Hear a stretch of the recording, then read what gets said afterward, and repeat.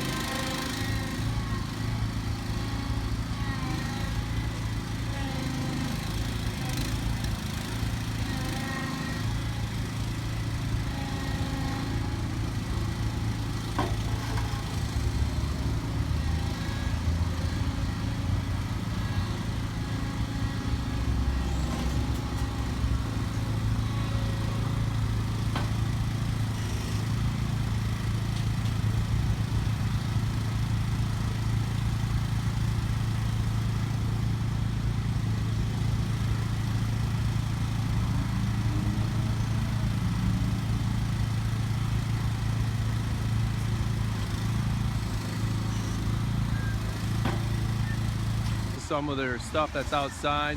I love this setup right here. Something I'm considering for next year winter. Talk about a fire sale for all the lawnmowers.